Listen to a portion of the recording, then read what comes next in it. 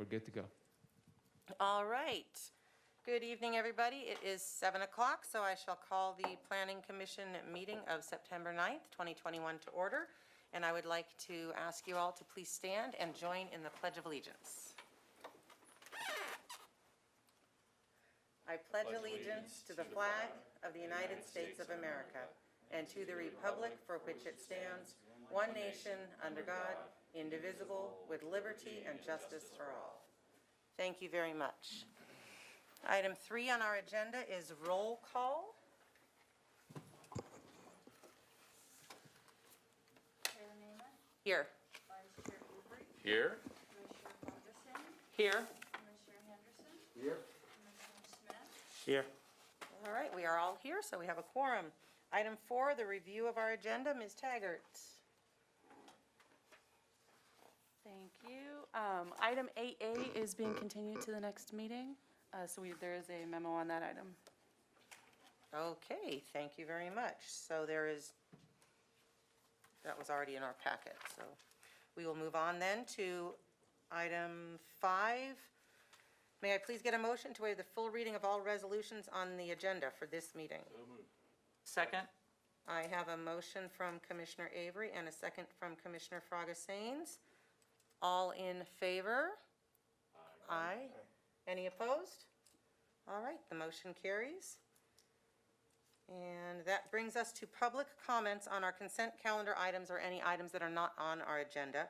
So if anybody is here in person to speak on our consent calendar, which consists of approving the minutes of last month's meeting, or on any other item not on our agenda, please come forward and state your name. And did we get any E comments? We did not. Okay, thank you very much. Then that brings us to our consent calendar. May I please get a motion to approve the consent calendar? So moved. I have a motion from Commissioner Smith and a second from Commissioner Fragasains. All in favor? Aye. Just for the record, I'll recuse myself since I missed that last meeting. All right, Commissioner Avery will not be voting on this. So any opposed? All right, the motion carries with 4 yes votes and 1 abstention. Madam Chair? Yes. Since we're still doing the remote meetings, could we do a roll call, please, for the action items? Yes, we can. To approve our consent calendar, may we please do a voice vote? Chair Namath, Yes. Vice Chair Avery, Pass. Commissioner Ferguson, Yes. Commissioner Henderson, Yes. Commissioner Smith. Yes. All right, the motion carries with 4 yeses and 1 abstention.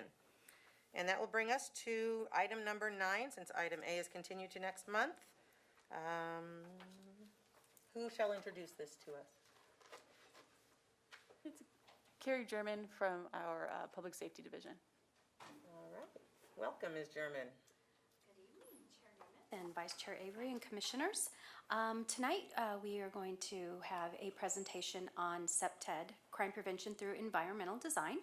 I was certified as a certified CPTED practitioner through the National Institute of Crime Prevention, which allows me to comment and make suggestions for developments and businesses that want to come into the city of Palmdale. CPTED defined, I'm not going to read everything to you, but just basically it is designing the physical environment to positively influence human behavior. The proper design and effective use of the built environment can lead to a reduction in the fear and incidence of crime and to improve the quality of life.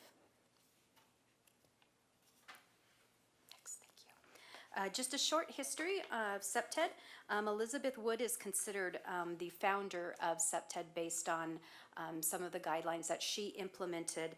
And then architect Oscar Newman actually created the concept of defensible space, which again was, and then the term CPTED was coined by C. Ray Jeffrey.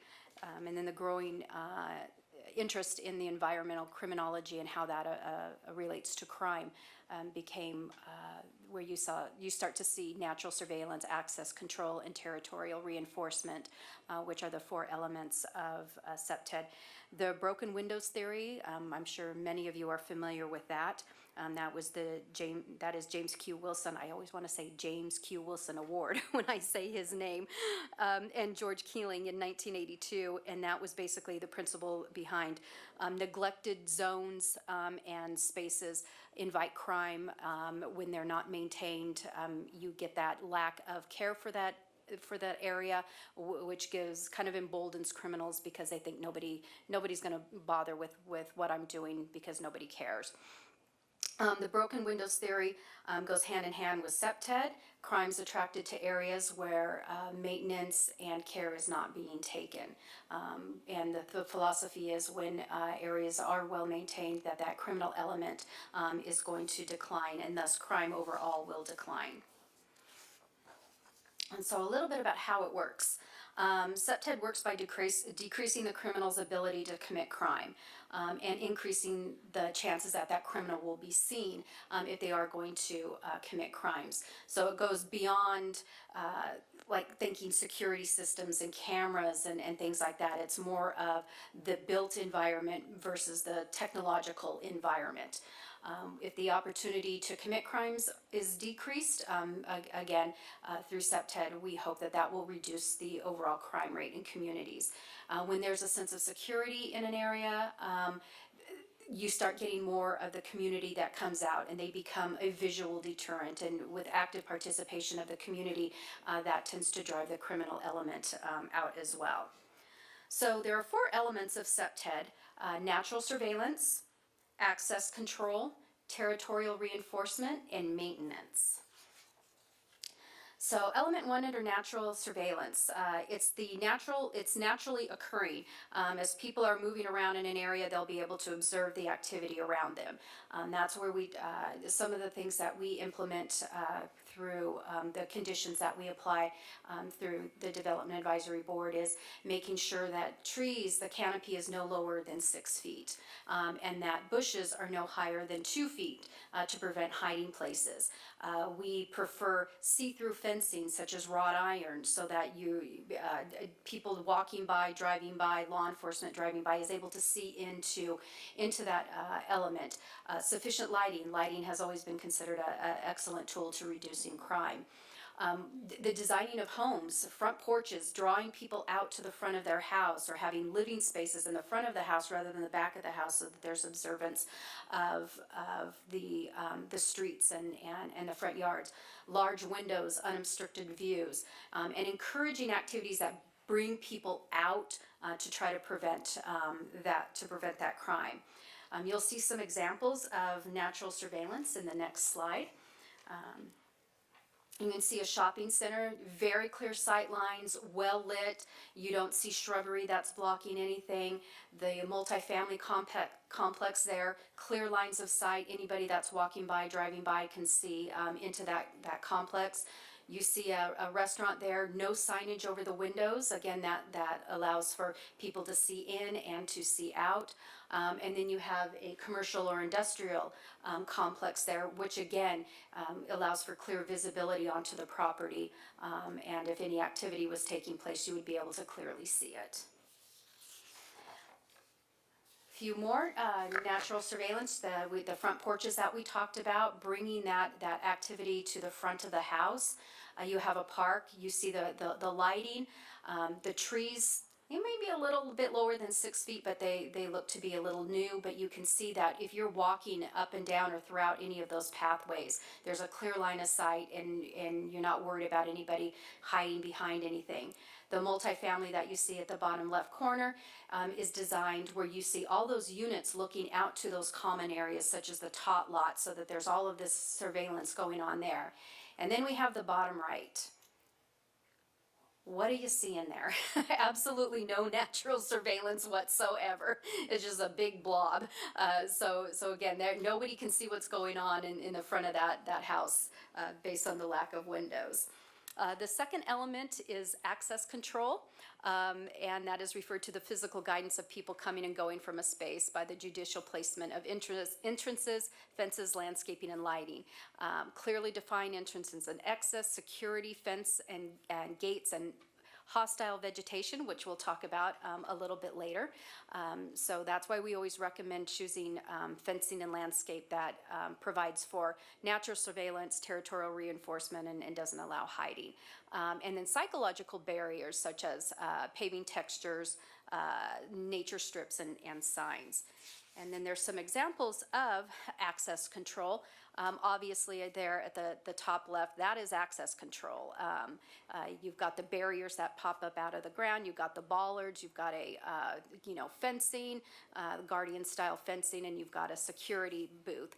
And then you can see there, the middle at the top, again, some additional access control. Nobody's getting into that area. Top right, you'll see where, even though it's an open space, strategically placed decorative bollards would prevent vehicles from driving through there and so forth. You can see down at the bottom left that access control with the steps, they're directing those people to that specific area to be able to enter that property and forcing them into one location rather than just kind of cutting through wherever they want to. At the homes that are there in the middle, again, that's access control with the fences and the clear line of sight. And then you have the gate to nowhere. That's not keeping anybody out. So natural access control using hostile vegetation. That's vegetation, think cactus and thorns and things like that, that's going to prevent people from wanting to enter an area. It protects ground floor level windows. When using the vegetation for natural access control, is very cost effective. It's a kind of a crime prevention measure tool to keep people from trying to access locations where they shouldn't be. And then ornamental vegetation with thorns and spikes and that type of thing keeps intruders away from areas that they shouldn't be, vulnerable areas and that type of thing. And then you have some examples of natural access control and some hostile vegetation. You can see they very clever with the cactus fence. You got the bougainvillea in the middle. The home has holly in front of it, so it's got a little bit of a spike to it. Again, they've built a hedge as on top of an existing retaining wall to act as a little bit more of a barrier. Some spiky plants there, and that's a great example at the bottom right of trying to keep people from accessing windows and that type of thing, having to traverse through that. These are just some examples, and I did use examples of plants that would do well here in the Antelope Valley. And so anybody would be able to plant these, and most likely they would be able to grow well here in the Antelope Valley. And then this needs no explanation.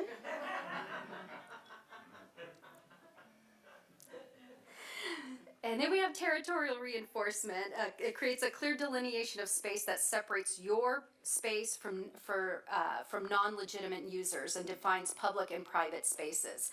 Again, you can use landscaping for this, design pathways, gates, signage, and then physical elements such as fencing. And then again, we go back to using clear line sights with see-through fencing, and then natural surveillance and access control. And then some examples of that.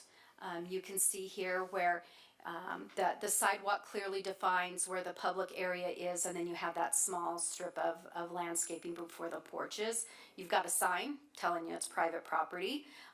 Top right, even though there are no fences, or you get a clear delineation of where the public green space is, and then you have that area of landscape that defines where that public space ends. You've got a beach view there as well, where you have that public boardwalk, but then even though it's just a small barrier wall, it again designates where that public and private property line is. You can see in the middle there, access for pedestrians versus where people would sit and eat. And then y'all may recognize the boulevard, where you can see where they've defined where their eating area would end versus where the public right-of-way would be with the sidewalk. They're up against the businesses. And the next, maintenance. A well-maintained area sends the message that people notice and care about what happens in the area. And this speaks definitely to the broken windows theory, that one broken window will entice vandals to break another. And then that becomes more inviting. And that's kind of the concept when you think of our municipal code when it comes to graffiti, getting that removed immediately. Because once one tag is up, then there's another, and then you start getting the crossing out, and then you know, the threats and that type of thing. So that's why we are so diligent in getting graffiti removed. And here's some examples of not maintenance. So imagine this being the area that you're in, and I'm sure that dump up there on the right probably started with 1 or 2 boxes that never got cleaned up, and then, you know, some additional dumping, and it was never addressed. You've got some broken windows, you've got graffiti, you've got a business with tagging all over it. That one broken fence, you know, it's a perfect way for people to get into where they probably shouldn't be getting. In the bottom right, not only is it an eyesore, there's not a clear line of sight to the home. You don't know what's going on in that area. And then defensive or hostile architecture. We talked about hostile vegetation. It's kind of this is kind of a catch-22 because there's some good and bad elements to it. You've got those that are vehemently against it because they see it as being cruel and inhumane, and then you have those that are trying to protect their property and prevent physical damage to their property. So there are some examples of hostile architecture. Benches, simply having waves in it keeps people from using those to sleep on. The benches that you see with the barriers in between makes it a little bit more difficult to lay across it. The bus bench allows you to lean up against it so you can kind of take a load up, but you can't lay down on it. What you see at the bottom middle, you'll typically see those to help prevent skateboarders from using those as their rail, and that's the same type of example that you see at the bottom right, where though you have a steel railing there, the individual little brackets in the middle prevent them from being able to have a smooth surface to skate across. And then we get into a little bit more hostile. So a lot of these examples are from areas where the homeless and transient population has become a significant issue. So some of it might look a little decorative. The little cacti at the bottom is not so hostile looking, nor the smoother railings that are across the top, and then the balls are a little friendly and kind of cute. But again, those were things to try to deter the element of loitering and utilizing those spaces. And they're usually in areas that would commonly be used by the homeless population, as you can see where the cactus is, because it gives a perfect little enclave where they would be able to get out of the elements, and it's, you know, sleep, lay down, what have you, and that kind of takes up that space and eliminates that problem. And then not all designs are foolproof, so you can see that if you look at the bottom, or excuse me, at the top left, that's what it looks like ideally when it was supposed to be doing what it's doing, and then somebody became very creative and just plopped a box spring and mattress on there. You can see that the delineated bench didn't work very well. He just kind of slipped through it. You got a skater on that uneven bench. And that person, I think that's obviously just posed to make a point there. And then at the bottom, It's coin operated. So if people want to utilize that bench, they need to put coins into it, and then once their time runs out, the little spikes pop up on the bench. So we are not encouraging or endorsing that, but it was out there. It was out there. So, beyond it being cost effective, SEPTED, it typically reduces the overall cost of preventing crime.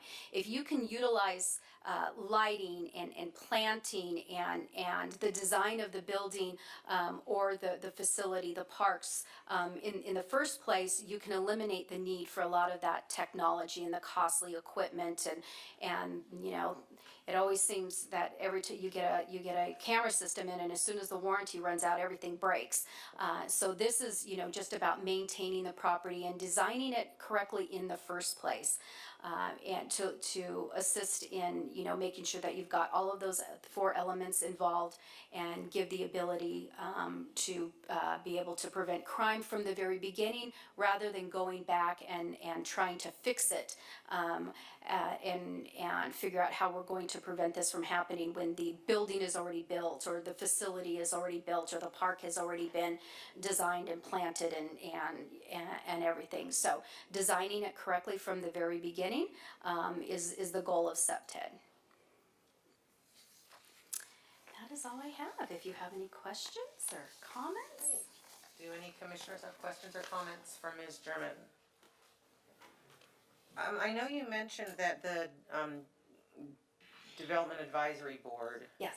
Is that when a builder developer gets this kind of information? Do you provide it to them Yes. then? Yes. So that they can do their design? Yeah, those are part of the comments to help encourage them in the development. You know, we might suggest, you know, where they're placing their windows, or how an entrance is facing.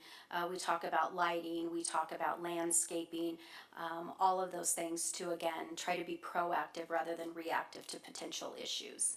Okay, and then some of this does fall into conditions later on some. Oh, yes, So, absolutely. Okay, so that is Absolutely. enforceable by us. Obviously, Yes. design elements can be probably modified a little bit. Yes. Okay, great. Well, thank you. That was very educational. I had never heard the words hostel and architecture in the same combination, so. But as long as there are no questions, thank you very much, Ms. You're German. welcome. I appreciate it. That will bring us to item 10, staff communications. So the only thing I have tonight is the tentative agenda. In front of you, there's 3 potential items for our October meeting. All right, great. Thank you very much, Ms. Taggart. Mr. Doran? Nothing from me this evening. All right, thank you. Item 11 is our Planning Commission communications. Do any of the commissioners have anything to share, say? Just doing another cleanup. And October 2nd, we'll be doing another Barrel Springs cleanup. All right, thank you very much. All right, and I would like to, I am sure that Carlene is watching our meeting, so I want to say thank you, Carlene, for your years of service to the city, and best of luck to you where you are now. Carlene has moved on. I think she's going to be in Moore Park. So, and I also did want to confirm, is our November meeting going to be on the 18th? It is. It was moved due to the Veterans Veterans Day Day. holiday. Okay, just, and December is moved as well? The 16th. Okay, so October will be on the second Thursday, but the next 2 months will be on the third Thursdays. All right, then with that being said, that brings us to adjourning our meeting until next month, October 14th at 7 p.m. Thank you all very much.